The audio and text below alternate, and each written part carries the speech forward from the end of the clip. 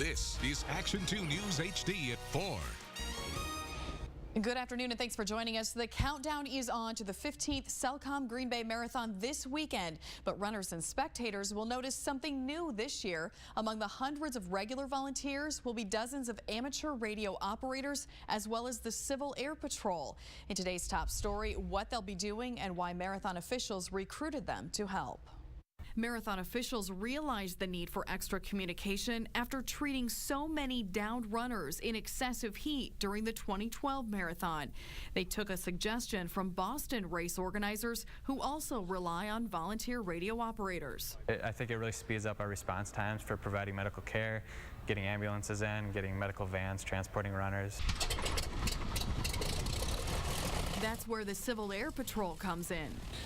This weekend is primarily going to be radio relay. This plane is authorized to fly over the course all morning and can radio any potential problems to crews on the ground. We'll be able to help coordinate if there was a traffic problem with either ambulances moving back and forth if we needed a medical emergency. We could maybe help them with a better traffic pattern. And these groups don't get paid, but say they have people from all over the state coming to volunteer because they want to give back to the community.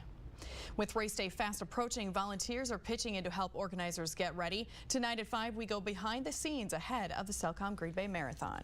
Speed demons, families, walkers, first-time runners. The Cellcom Green Bay Marathon 5K is almost here. Join us Saturday, May 17th. Run through the Players Tunnel and finish strong with a lap around Lambeau Field. Register today at CellcomGreenBayMarathon.com.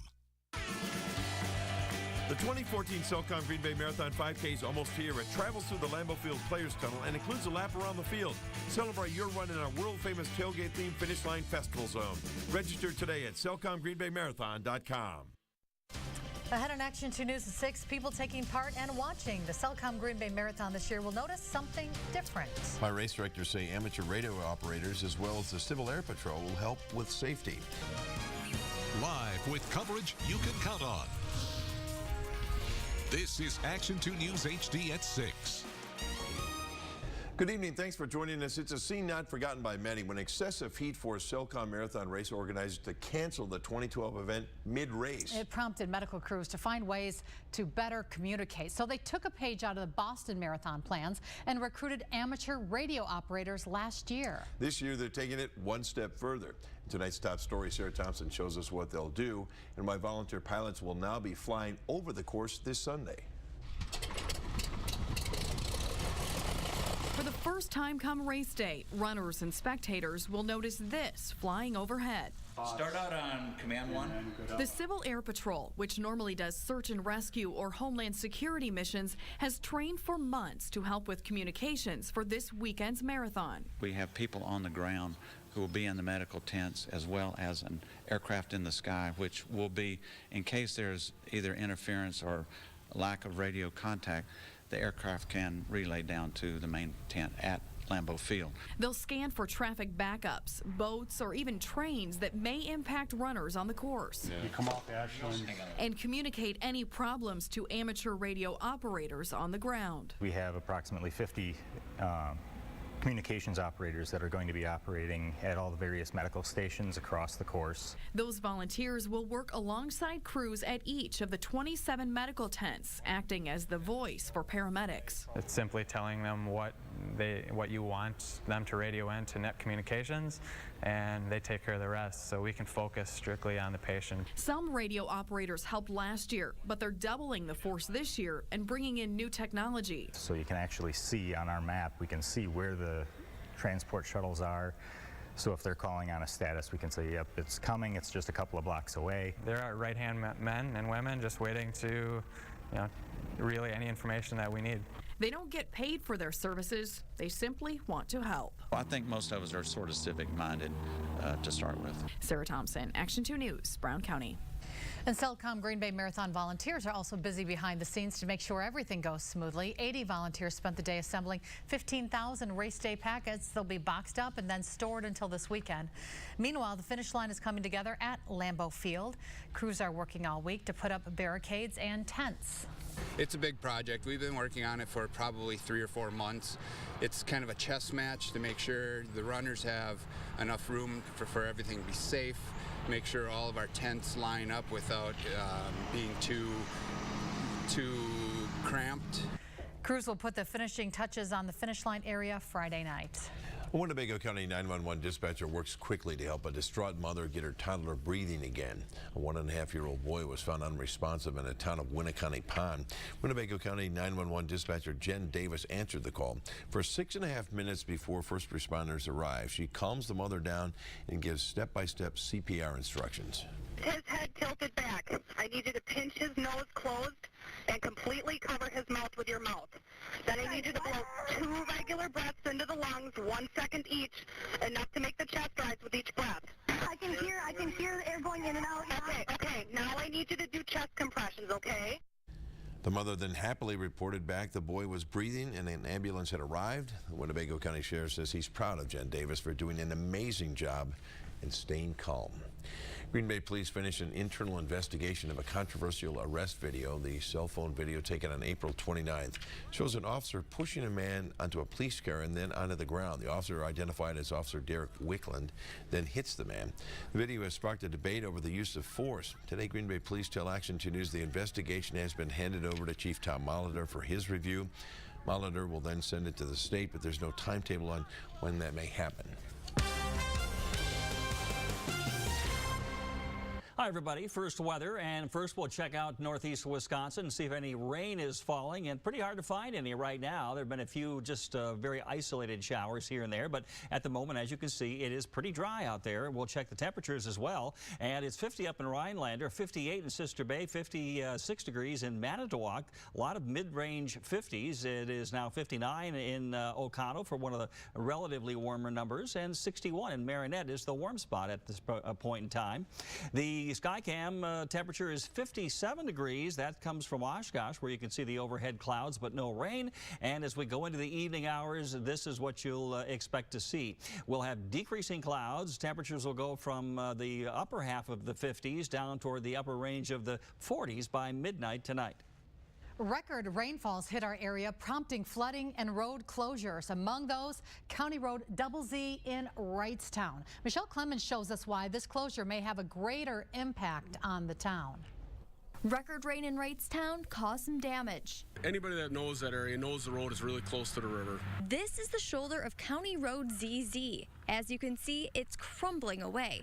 Officials say they can't do anything to fix it until the river level lowers.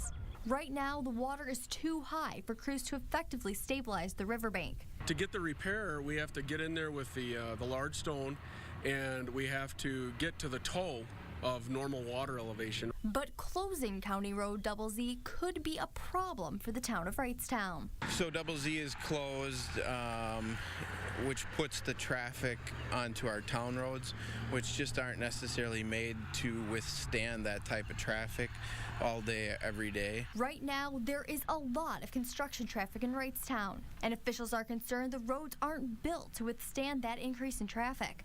And they say with more road closures, like 96 between Greenleaf and Wrightstown in June, and the construction of a new bridge in downtown Wrightstown starting this fall, there could be even more traffic on the streets. The detour is going to get really large, and it'll just put more truck traffic and traffic on our streets. Reporting in Wrightstown, Michelle Clemens, Action 2 News.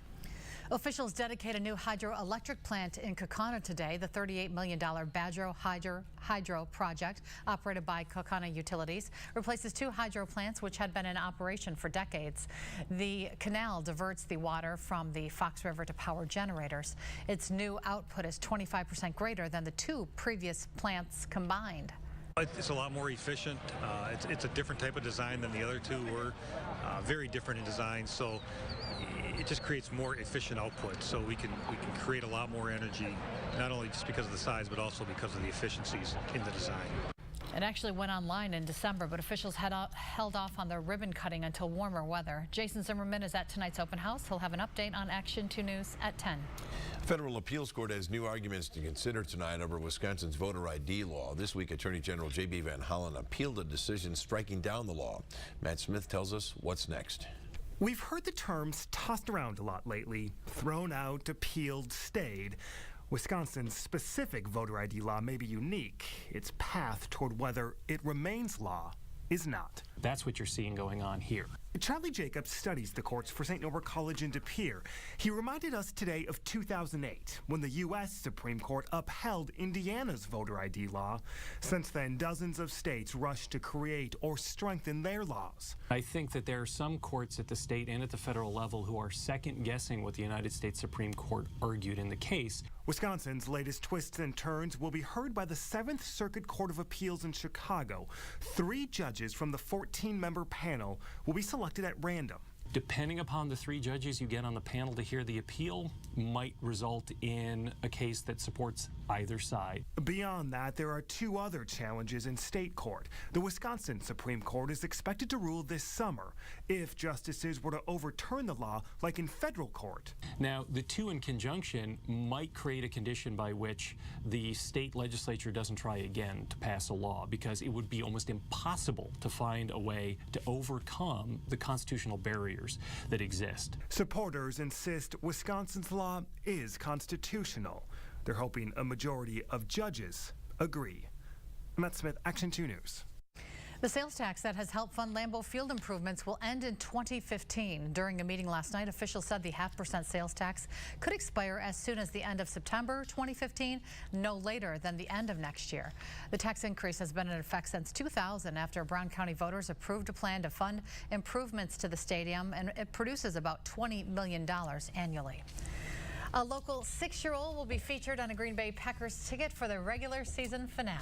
Daniel Stephen from Oneida won the 2nd annual Packers ticket takeover contest tonight at 10. How his admiration for quarterback Aaron Rodgers helped him seal up the votes? And to look outside right now, in fact, you're looking to the west, and that's the Green Bay sky cam where the temperature is 57 degrees. From Action 2 News, Bill Jartz and Cammie Rapson. This is Action 2 News HD at 6. Coverage you can count on. Action 2 News brought to you by Optivision Eye Care, offering no drops, no hassle cataract surgery. Call 1-800-20-HAPPY. There's big savings on deck at Matthews Tire with our Triple Play event. 1, get up to $80 back on 4 select Goodyear or Dunlop tires. 2, use your Goodyear credit card for an additional rebate of up to $80. 3, receive a $40 instant rebate from Matthews. And score up to $200 with Goodyear or Dunlop tires. All Matthews offer big league service, warranties, and free tire rotation. Get Triple Play savings, and remember, when you need the right tires or service, think Matthews. Upgrade your kitchen with Electrolux appliances from Menards. This stainless steel tall tub dishwasher has 7 wash cycles and 14 place settings. Right now, $569, plus get a $70 rebate. LG Appliances offers style and performance. This extra large capacity French door stainless steel refrigerator features a temperature controlled glide and serve pantry drawer and the Slim Space Plus ice system for additional storage. $1,848. Save big money at Menards. It's been 6 or 7 years since I was at the dentist. They give you that little pill and really calms you down. I had a lot of work done, but very little pain. If going to the dentist is one of your greatest fears, come see us at Janssen Dental. We'll give you something to smile about. Colosso is Wisconsin's #1 volume Chrysler dealer, and our 10th event is the biggest sale of the year. Get a Town & Country or Grand Caravan with 0% financing and savings up to $5,000. Go Colosso Chrysler Jeep Dodge Ram, College Avenue, Appleton. Maybe I should have got the air conditioner. Is your family fed up with the heat? Take care of them this summer with Bryant Air Conditioning from Sinclair Heating and Cooling. Sinclair's reputation for straight talk means you can relax and take comfort in knowing you have the right cooling system for your home. And for over 30 years, Sinclair has offered comfort on call. Service 24